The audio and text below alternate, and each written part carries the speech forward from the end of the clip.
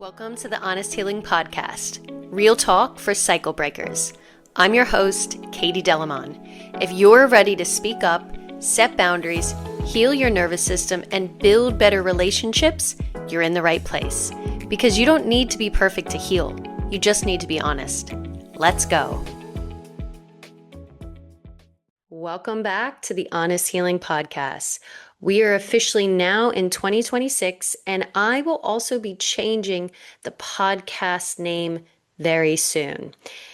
I'll still continue with the same sort of content that I'm doing now, but I'm going to niche down a little bit more specific, and I'll talk more about that. But today's episode, number 25, we're talking about friendship breakups and why they're so confusing. So let's get right into it. Okay, today's podcast episode is a very popular topic, but is also very confusing. Friendship breakups. Now, this is about unspoken grief. So there's a kind of heartbreak that nobody really prepares you for. It doesn't come from sympathy cards. There's no breakup anniversary. There's no funeral. There's no clear ending. It's the grief of losing someone who is still alive, but unaligned. This is what I call a friendship breakup. And for some reason, we don't talk about this nearly enough. Sometimes the most loving thing you can do for any relationship is let go with grace. It doesn't matter if it was 20 years or 2 months. Alignment matters more than history. Because you deserve relationships that flow, that feel safe, and that grow with you. Not ones that you have to chase, explain, or maybe shrink yourself to maintain. So today I want to talk about friendship breakups and why they're so confusing, why they hurt so deeply, and why grief isn't only about death. Breakups aren't only romantic. Grief is everywhere, and it is always valid. And it also looks different for everybody, and especially at different stages. So why do friendship breakups hurt so much? Friendship breakups can feel even more disorienting than romantic ones because usually nobody did anything wrong. There wasn't a betrayal, like somebody cheated. There wasn't a big blow up, no clear villain. The energy just shifted. The conversation started to feel off. The frequency changed. The dynamics no longer fit. And that's what makes it so confusing. Because your nervous system keeps asking, but why does this hurt if nothing bad happened? Because connection isn't logical, it's embodied. Your body remembers who once felt like home. And when that home no longer feels safe, reciprocal, or aligned, even if that person is still breathing, still living their life, your body experiences it as a loss. And that's grief. Grief without death is still grief. We tend to think that grief has rules, that it only counts if somebody died, that we need a socially acceptable reason to be sad. But grief doesn't work like that. Grief is the mourning of what was, what could have been, what you thought would continue. And friendship breakups carry all of that. Sometimes grief is loud and messy, but most of the time it's quiet and it can hit suddenly, and other times it's a slow burn. You notice when you go to maybe text them, and then you stop yourself, or when something happens and they are no longer the first person you'd call. And when you realize the version of you that existed with them doesn't exist anymore, that's not a weakness and it doesn't make you a bad person. That means there's an attachment that's unwinding. And so why is alignment more important than history? This is one of the hardest truths to accept for a lot of people because time usually means quality for people, but time is never more important than alignment. Just because you've known somebody for a long time doesn't mean you're meant to continue walking in the same direction or up the same mountaintop. History doesn't equal alignment, and time does not equal obligation. Also, blood doesn't equal obligation, but that's probably a whole nother podcast. So when you choose to step away, this doesn't mean you're ungrateful, you're disloyal, you're cold, or that you're enemies now. Sometimes it just means we grew apart and we grew differently. You can honor what a friendship was without forcing it to be what it no longer is. This is what maturity is. Now, this doesn't guarantee that both people in the relationship are going to be emotionally mature about it or agree, but this is life, right? So there are two ways friendship breakups happen, or at least from my point of view and my own personal experience, because I have been on the receiving end and also the giving end. In my own life, I've experienced two very different ways in which friendship breakups happen. Number one, which is probably the most common and is a bit of a fawn response when it comes to the nervous system because it's all about sort of just keeping the peace, not ruffling feathers, and staying compliant. This is the quiet fading. I call it the slow vapor. It's the unanswered messages, the natural drift. No conversation, no closure, just distance. This can be painful because your mind keeps searching for meaning and your nervous system wants resolution. But for a lot of people, this works for them. And I know personally, again, I have been on the receiving and the giving end of this, and there's nothing wrong with this approach. And the second way a friendship breakup happens is the honest and very awkward conversation. It's the uncomfortable truth telling, the brave but messy dialogue. And like I said, I've been on both sides of this, the initiating and the one receiving. And while not every conversation needs to happen, for me personally, I'd rather be honest than live with regret. But this is also on a case to case, base to base situation on the friendship. So maybe you two weren't, or maybe it's a group, you weren't that close, or at least you didn't feel that close. So you don't feel like it's necessary to have that honest conversation. This is totally up to you. You could go vapor, you can go honest, your choice. And for me personally, if this relationship keeps popping up in my head, that's my body giving me signals that I want to have an honest conversation. I'm just scared because I don't want to ever wonder what could have been said or to leave any stones left unturned. That's my own integrity, and you might be different, and that's totally okay. Remember that there's no right way to grieve or to end a friendship. And nobody is the villain. This part matters so deeply. Not every ending needs a villain, and not every friendship breakup means someone failed. Sometimes the nervous systems no longer speak the same language. Sometimes the values shift. Sometimes the growth becomes incompatible. And that doesn't make either person wrong. It just means the relationship has completed a season. So, can we please stop villainizing endings and stop needing someone to blame or blaming ourselves, thinking that we're going to look bad or we're a bad person? Closure isn't always about answers. Really, relationships are always about acceptance.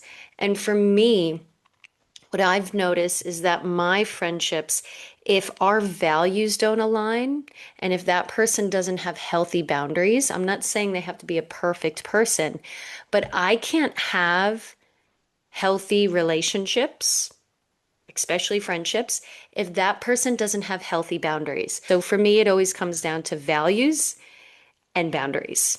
And of course, emotional maturity. But I did get a question from my audience. They said, how do I know it's time to let go? And how do I handle this?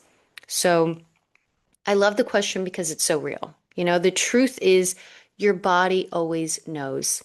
It is always, always, always giving you signs and signals. The question is, are you listening? So let me ask you a few questions. Do you leave conversations or meetups feeling drained? Do you walk away feeling heavy, like something is sitting on your chest?